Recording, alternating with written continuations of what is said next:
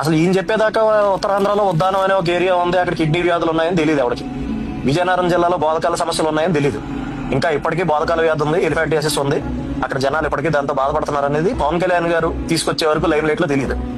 ఈరోజు అధికారం వచ్చింది కాబట్టి 1000కి పైగా గ్రామాల్లో రోడ్లు వేయగలుగుతున్నాడు. అసలు రోడ్డు అంటే ఏంటో చూడకుండా డోలీల్లో కొండల మించి కిందకు వచ్చేటటువంటి గ్రామాల్లో మీకు ఇండిపెండెన్స్ వచ్చిన తర్వాత, ఈ దేశానికి స్వాతంత్రం వచ్చిన తర్వాత ఏ నాయకుడు పర్యటించినటువంటి గ్రామాల్లో, ఎక్కడ రోడ్లు అయినటువంటి గ్రామాల్లో ఆయన వెళ్ళి పర్యటించి ఈ రోజు వేయగలుగుతున్నాడు. అండ్ ఎక్కడున్నాడు, ఎక్కడ బస చేశాడు అంటే డుమ్రిగూడ మండలంలో బస చేశాడు నైట్.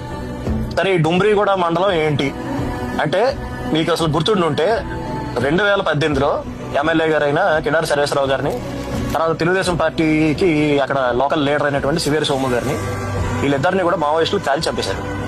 అంత ప్రాబ్లమేటిక్ ఏరియాలో ఒక డిప్యూటీ చీఫ్ మినిస్టర్ ఓ రాత్రి అంతా అక్కడ ఉండిపోయి కాలినడకని నడుచుకుంటా టాపరాయి దాటి ఈ గ్రామాలకు వెళ్తున్నాడు అంటే అతనికి ప్రజాసేవ చేయాలి, ప్రజల కోసం మనం నిలబడాలి అనే ఇంటెన్షన్ గానీ చిత్తశుద్ధి గానీ లేకపోతే అసలు ఎందుకు వెళ్తాడు?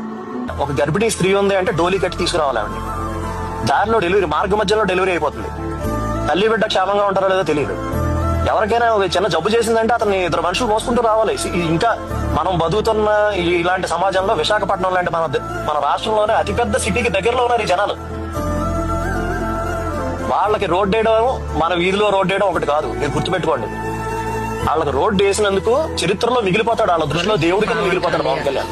నీకు నమస్కారం బాబు, దండం పెట్టు. ఇంకో 50 ఏళ్ళ తర్వాత అయినా సరే ఎవడైనా వెళ్ళినప్పుడు చెప్తారు వాళ్ళు, ఎవడేసాడు రోడ్డు ఉండేవాడండి, ఆయన వేసాడు రోడ్డు అని చెప్తారు.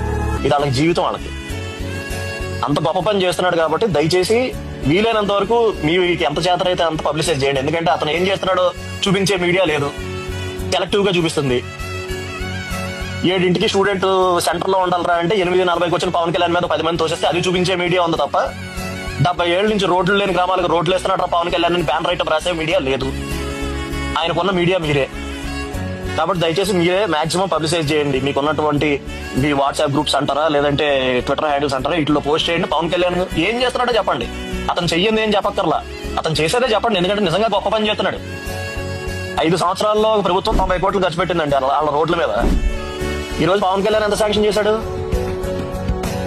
ఇది చెప్పండి చాలు. మనం చెయ్యింది ఏం చెప్పుకోకర్లే, బాగా ఊదుకోకర్లే, ఫేక్ న్యూస్ లో ఫాస్ట్ ప్రాపగాండాలు చేయక్కర్లే. మనం చేసేది చెప్పుకుంటారా బాబు అంటున్నా అంతే.